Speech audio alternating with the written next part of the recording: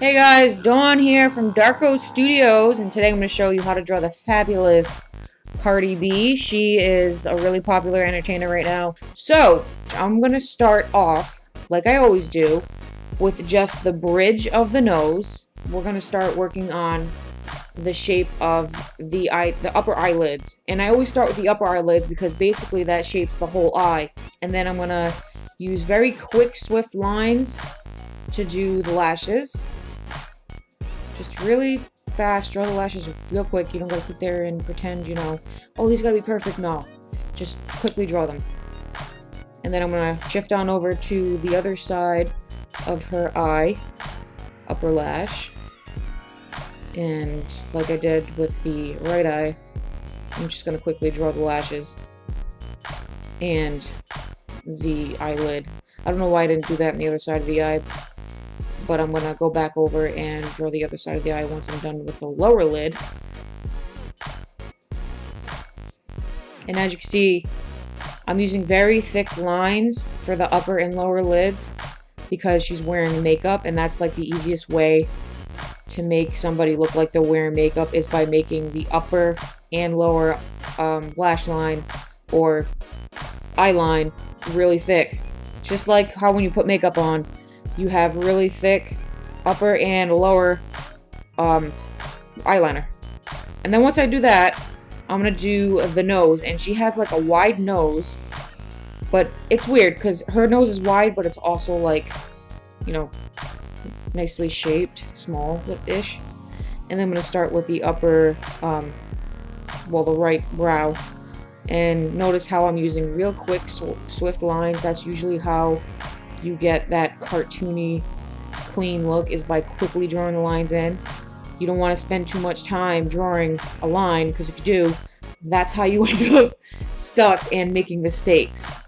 Then I'm going to draw her cheek indentation, because she's going to be opening her mouth. And then the shape of her mouth, her lips.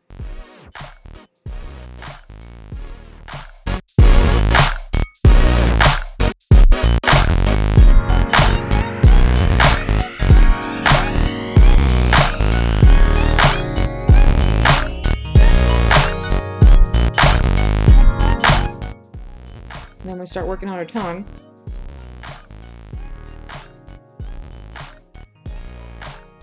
Cool. And her lower lip. Isn't that pretty awesome? I know, right? So cool.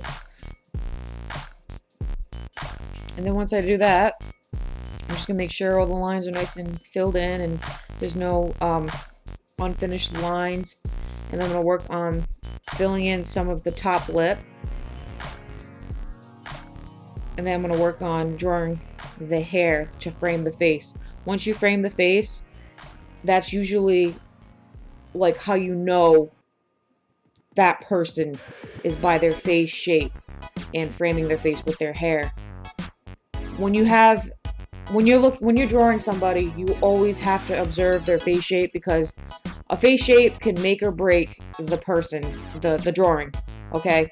If say you're trying to draw, Justin Bieber or something, you have to get his face shape on point, or at least semi on point, for it to look like Justin Bieber. You can't just have some weird boxy chin and, smooth round cheeks, because then it's just not going to look like him. It's like the principle in caricaturing.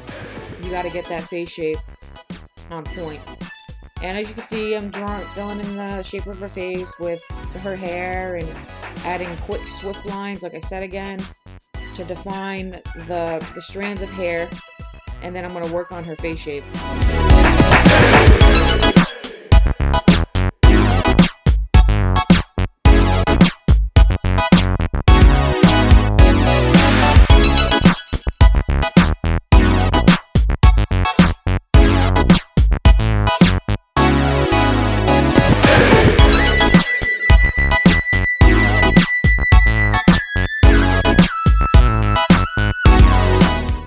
Start working on the frame of her teeth. I love doing it this way because if you draw the bottom row of the bottom frame of the top row of teeth, it is so much easier to fill in with drawing just the frame of the gums. It's hard to explain. It's just really easy to draw it that way. And then I'm going to draw the rest of her hair underneath her neck, and then I think I'm going to finish this off by finishing her neck off. Just using slight thin lines for the definition of her neck.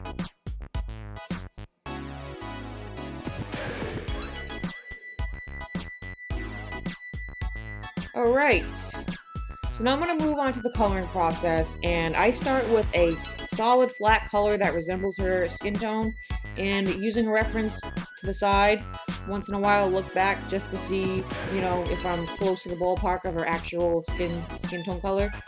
So what I do is lay that flat color down, and then I'll go in and start putting in some highlights.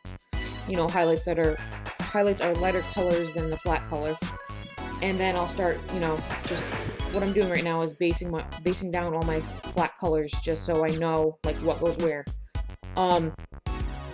Usually I like to lay my colors down and then add a gradient to the colors, that like a darker gradient and a lighter gradient, just so I know what my my shadows and highlight zones are, as you can see here.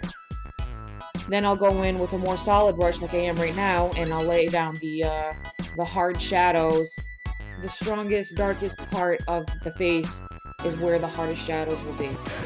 Like if you look underneath her neck, it's a lot darker than it is where her face, where the more light is absorbed. You know what I mean? Like you're not going to see a lot of light source underneath her neck because her face is overlapping the neck. So you're going to have more shadow underneath the neck than you are on the face.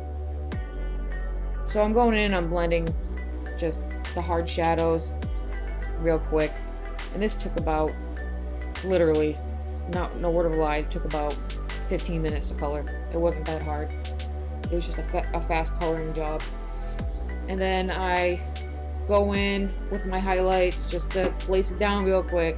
I'm not doing any like professional coloring job. I'm just doing a basic coloring. And then I'll put on a base coat of highlight and then go back like you see what I'm doing here and add an even lighter color on top of where the base highlight color is, just like this. It's pretty cool. Once you get used to the process, it becomes a lot easier to develop your own like process, and it just gets a lot quicker for you. You just gotta practice a lot. I didn't do this like have this kind of skill overnight.